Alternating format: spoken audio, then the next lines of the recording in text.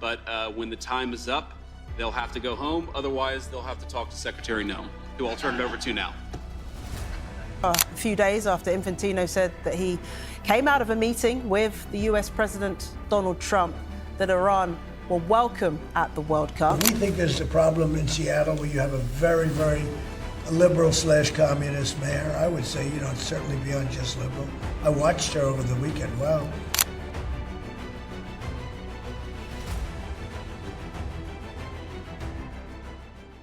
This is the president of the Royal Dutch Football Association, one of the founding fathers of European football. And on January 20th, 2026, he stood in front of cameras and said out loud that the President of the United States is, quote, making a lot of threats, that Donald Trump is setting out a new limit. A federation president does not say that about a host country. Sponsors get nervous. FIFA gets nervous. Players' agents get nervous. And he said it anyway. So today we're going to walk through exactly what the Netherlands actually told FIFA behind closed doors. We're going to walk through the specific Trump policies that broke the diplomatic dam. The travel ban that just expanded to 39 countries, the visa bond program that kicked in last month, the 80% of US hotels now calling this World Cup a, quote, non-event. And we're going to look at the empty stadium nightmare that FIFA is privately, frantically trying to avoid.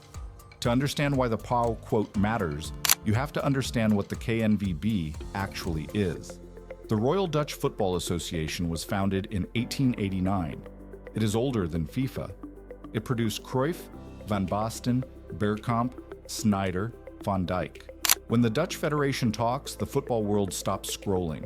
So when their Secretary General, Gijs de Jong, sat down for an interview with the KNVB's own website on January 19th, 2026, and put this on the record, people noticed. Read that sentence twice. The Netherlands is not boycotting, but the Netherlands is openly saying in writing that they will pull out if the Dutch government, FIFA, or UEFA tells them to. That is not the language of an enthusiastic participant. That is the language of a federation that has already drawn the exit ramp in pencil and is waiting for someone to hand them the eraser.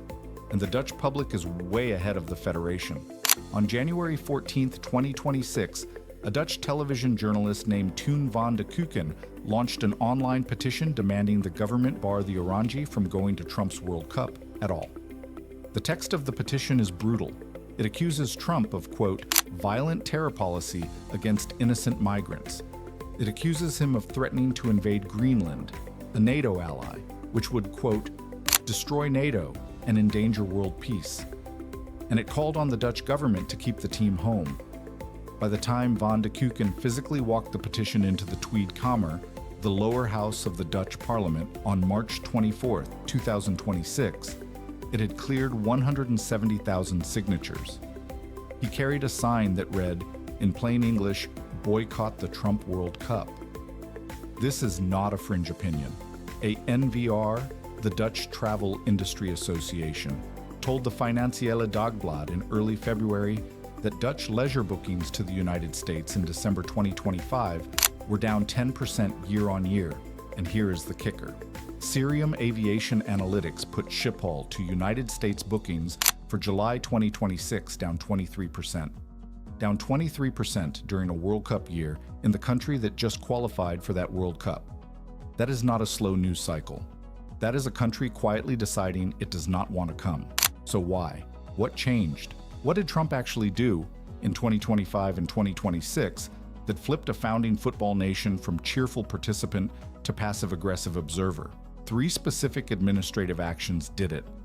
And the first one was signed before half the host cities had even finalized their security plans. On June 4th, 2025, Trump signed Proclamation 10,949. It restricted entry from 19 countries, some on a full ban, some on partial. That was the warm-up. On December 16th, 2025, he signed Proclamation 10,988, which expanded the list to 39 countries. 19 countries are now on the full ban list: Afghanistan, Burkina Faso, Burma, Chad, Republic of the Congo, Equatorial Guinea, Eritrea, Haiti, Iran, Laos, Libya, Mali, Niger, Sierra Leone, Somalia, South Sudan, Sudan, Syria, Yemen.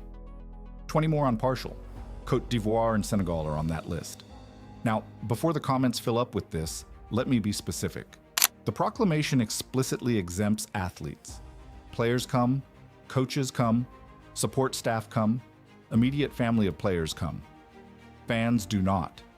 That means 4 nations qualified for this World Cup, 2 of them with the kind of traveling football fans that turn group stages into something worth watching, will have their supporters held at the border. And the Trump administration is not hiding this. The State Department spokesperson, Thomas Pigot, was asked about it last June. He said, "Both people that are coming and Americans would hope that we can have confidence that when people come to the United States, when they come, that they are properly vetted." That is the polite version. The impolite version arrived on April 2nd, 2026, in the form of the Visa Bond Program. The program requires nationals of 50 designated countries to post a bond of up to $15,000 US at the US Embassy before they can apply for a visa. 5 of those countries qualified for this World Cup: Algeria, Cabo Verde, Côte d'Ivoire, Senegal, Tunisia. Imagine being a Senegalese fan. Your team just qualified. You want to fly to Atlanta to watch the Lions of Teranga play. The administration is now asking you for $15,000 in cash, refundable maybe, sometime after you leave. The average annual income in Senegal is about $1,600. You're not going. And then there's the third lever. A separate State Department and USCIS action quietly paused immigrant visa processing for 75 countries. That's distinct from the travel ban.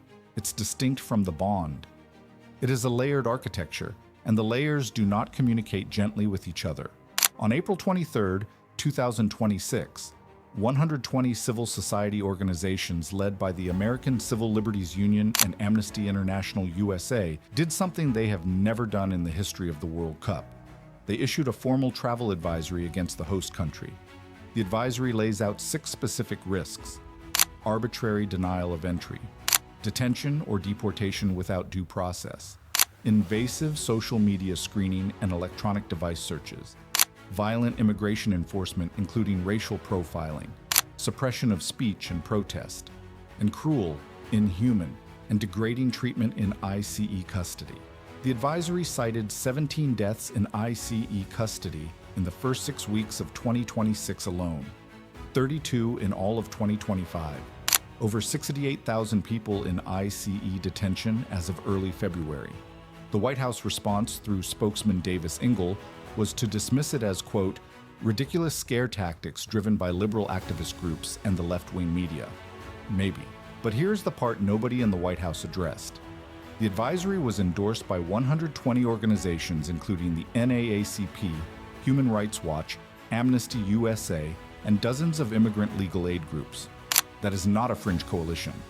That is the establishment human rights infrastructure of the United States telling foreigners not to come. And it gets worse for FIFA, because Trump himself and the people standing closest to him were already saying things that made the advisory look like an understatement. On February 28, 2026, the United States and Israel launched joint strikes on Iran. The operation was codenamed Epic Fury. It killed Iran's supreme leader Ali Khamenei in the opening salvo. By March 1st, Iranian state media had confirmed the killing. By March 8th, his son Mojtaba had been named successor. By April 8th, a fragile, conditional ceasefire had been declared with Pakistani mediation. The Strait of Hormuz had been closed and reopened. Missiles had hit U.S. bases in Qatar and UAE, and Iran was still scheduled to play 3 group stage matches in the United States, 2 in Los Angeles, 1 in Seattle. On March 12, 2026, 2 weeks after the opening strike that killed Iran's head of state, Trump posted this to Truth Social. The Iran national soccer team is welcome to the World Cup, but I really don't believe it is appropriate that they be there for their own life and safety. Thank you for your attention to this matter. Iran's sports minister, Ahmad Donyamali, had already preempted him. On Iranian state television the day before, Donyamali said, quote, considering that this corrupt regime has assassinated our leader, under no circumstances can we participate in the World Cup. Then the Federation president, Mehdi Taj, walked it back slightly. We will boycott America, but we will not boycott the World Cup. They asked FIFA to relocate their 3 matches from American soil to Mexico. FIFA refused. And then it gets surreal. On April 22, 2026, a Trump-appointed envoy named Paolo Zampoli told the Financial Times that he had personally lobbied Trump and Infantino to, quote, replace Iran with Italy in the World Cup field. Italy did not qualify. Italy has not qualified since 2014. Zampoli's reasoning was, in his own words, I'm an Italian native, and it would be a dream to see the Azzurri at a US-hosted tournament. Italy's own sports minister, Andrea Botti, responded the next day. Quote, first of all, it's not possible. Secondly, it's not a good idea. The Italian finance minister called the proposal shameful. That is where we are. A US envoy publicly trying to rewrite the qualified field, getting publicly humiliated by the country he was trying to gift the slot to. And it's not just other countries Trump is threatening. He has been threatening his own host cities for months. On September 25, 2025, in the Oval Office, a reporter asked him about Seattle and San Francisco hosting matches. He said, quote, they're run by radical left lunatic. He went further. He said that if he thinks a city is, quote, even a little bit dangerous, he would, quote, call Johnny, the head of FIFA, who's phenomenal, and I would say, let's move into another location. And they would do that. On November 17, 2025, with Infantino standing next to him, Trump did it again. He referred to Seattle's incoming mayor, Katie Wilson, who had just won her election, as a, quote, very, very liberal communist mayor. Seattle hit back. Council President Sarah Nelson on the record to KOMO News, here we go again. Another threat designed to create panic. What's he going to do next? Cancel Christmas. Mayor Karen Bass in Los Angeles went further. In her 2026 State of the City address, with ICE raids ongoing in her city, she said, quote, people disappeared from our streets as if we lived in a police state, not the United States. This wasn't security, it was theater. That is a sitting U.S. mayor of a host city using the phrase police state about her own country, 6 weeks before the tournament kicks off. None of this happens in a Qatar World Cup. None of this happens in a Russia World Cup. The host cities and the federal government openly fight each other in public, while FIFA pretends the tournament is going to feel normal. And while all of this is happening, the people who actually bet money on the World Cup are starting to panic. On May 4th, 2026, the American Hotel and Lodging Association published its FIFA World Cup 2026 Hotel Outlook. They surveyed more than 200 hotels across all 11 U.S. host cities. The headline finding broke the World Cup hospitality industry. 80% of hotels in U.S. host cities reported bookings tracking below their initial forecasts. In Kansas City, where the Netherlands is playing Tunisia, it climbs to 85 to 90%. Hoteliers, in the AHLA's own description, were calling the tournament, quote, a non-event. NPR picked up the story the same week.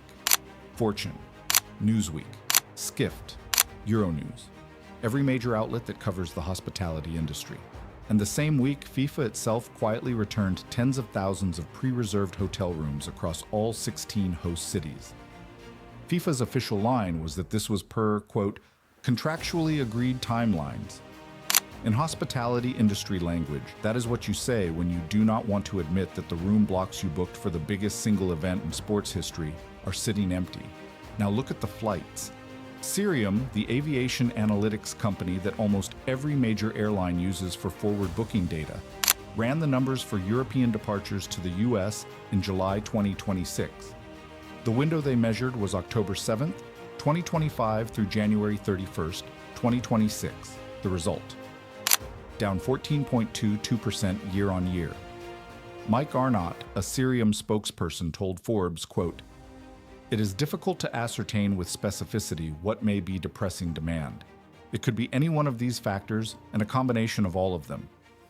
That is the corporate way of saying nobody wants to fly there. Now the tickets.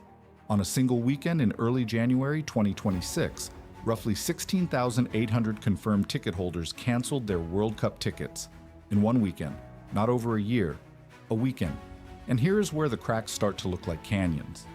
FIFA priced the cheapest US team match ticket at $1,600 per nosebleed seat.